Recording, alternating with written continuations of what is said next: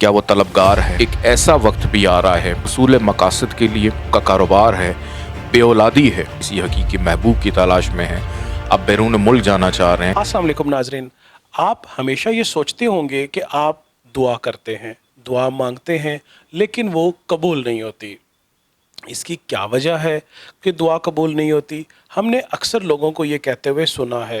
यही सवाल जब मैंने बैनुल-अक़वामी शोहरत याफ्ता सैयद मोहम्मद अली ज़ंजानी साहब से किया, तो उन्होंने कुछ इसके इज़ाफ़ी मदरजात बताए कि आपकी दुआ कबूल कैसे हो सकती है। क्या बताया, वही जानते हैं आज उनकी ज़ुबानी से। बहुत शुक्रिया बुखारी साहब आपका। कोई चारा नहीं दुआ के सिवा, कोई सुनता नहीं खुदा के सिवा।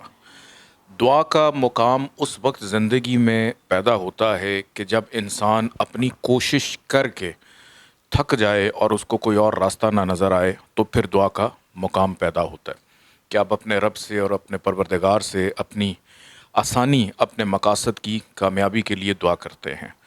और दुआ की कबूलियत जो है, अल्लाह ताला कहता है, हमारा ईमान इस पे कि मेरे से मांगो मैं देता हूँ। अब वो कब पूरा होगा, कैसे पूरा होगा, इसकी भी कुछ मुख्तलिफ़ मनाजिल हैं, इसके कुछ दर्जे हैं दुआ की कबूलियत के लिए। कि अगर आप अपने परवरदिगार से कोई भी चीज़ मांगते हैं और आपके ज़हन में आपका मकसद है और आपका खालिक नहीं है, कि आपके ज़हन में वो शख्सियत है और वो परवरदिगार आपके ज़हन में नहीं है जिससे आप दुआ मांग रहे हैं, दुआ तलब कर रहे हैं, तो आपकी दुआ कबूल होने में ताख़ीर भी हो सकती है, डिले भी हो सकता है। और फिर उसके बाद जो शख्स कोई वजीफ़ा पढ़े, कोई दुआ मांगे, सबसे पहले तो वो अपना एक नाम तय करे कि आखिर वो है कौन। क्या वो तलबगार है, क्या वो मोमिन है, क्या अपने वो तमाम मनाजिलों को तय करता है, क्या वो मुनाफिक है। कि अगर आप अपने परवरदिगार से कोई भी चीज़ मांग रहे हैं, तो उसके लिए आपको उन तमाम प्रोटोकॉल्स को भी फॉलो करना होता है कि जो अल्लाह ताला आपको देना चाहता है या आप अल्लाह ताला से मांगना चाहते हैं।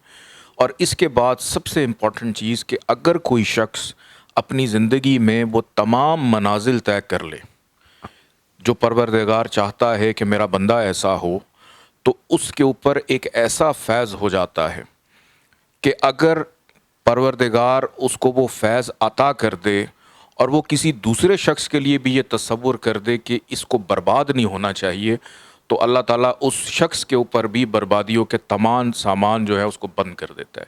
इसको हम कहते हैं निगाह का फैज़।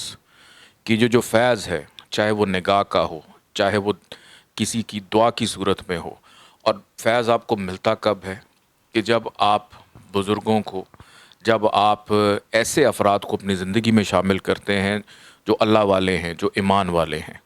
तो अगर आप अपनी ज़िंदगी में दुआ की कबूलियत के दर्जात को या उसको आप बूस्ट देना चाहते हैं, आजकल के ज़माने के हवाले से मैं कहूँगा कि आपकी दुआ कबूल हों, तो उसके लिए सबसे पहले ये ज़रूरी है कि आप उस खालिक को ज़हन में रखें जिसने आपके लिए आसानियों को पैदा करना है। जिसने मुश्किल दी है वही उस मुश्किल से निकालेगा। और अपने लिए सुकून की और अपने लिए आसाइश की और अपने लिए बरकत की और अपने लिए फैज़ की दुआ करें। और अगर ये हो जाए फैज़ आपके ऊपर, तो आपकी ज़िंदगी के बहुत सारे मामलात हल होना शुरू हो जाते हैं। इसी चीज़ को मद्देनज़र रखते हुए एक ऐसा वक्त भी आ रहा है चंद दिनों में, जो कि आसमान पर सियारों की ऐसी एक पोजीशन आ रही है कि जिसमें ज़मीन और आसमान पे रहने वाली जो मखलूक़ात हैं, इनका आपस में जो राब्ता है वो कायम होना और कुछ ऐसे रूहानी दरीचे खुलना कि उस ख़ास वक्त के अंदर एक नक्श जो है उसको हम तैयार कर रहे हैं, जो कि नक्श फ़ैज़ उसका नाम है।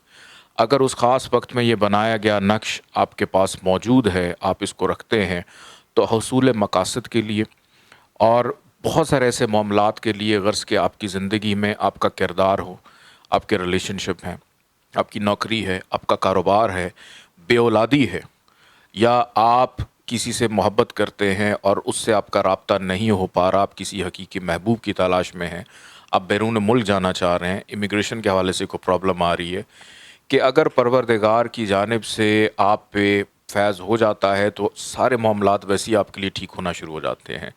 और इसी मकसद को ज़ेर नज़र रखते हुए इस नक्श फ़ैज़ को भी तैयार किया जा रहा है ख़ास वक्त में।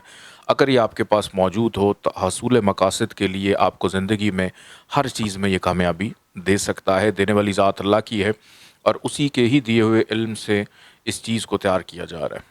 بہت شکریہ. ناظرین، آپ نے سنا کہ سید محمد علی زنجانی صاحب نے آپ کی دعاؤں کی قبولیت کے لیے جو نقش فیض کے اجرا کی خوشخبری سنائی ہے. یہ جیسے ہی تیاری کے مراحل کے بعد آپ کے لیے دستیاب ہوگا، یقیناً آپ اس کو اپنے پاس رکھیں. جہاں آپ بیٹھتے ہیں، جہاں آپ سوتے ہیں، جہاں آپ رہتے ہیں، جہاں آپ ورک اسٹیشن، جہاں پہ بھی آپ جاب کرتے ہیں، وہاں پہ اس کو رکھیں اور اپنی روزمرہ کی مانگی جانے والی دعاؤں کو بوسٹ کریں. بوسٹ، چونکہ جیسے کہ شاہ صاحب نے فرمایا کہ حاضر وقت کا ایک ورڈ ہے جس کو سمجھانے میں آسانی ہوئی ہے.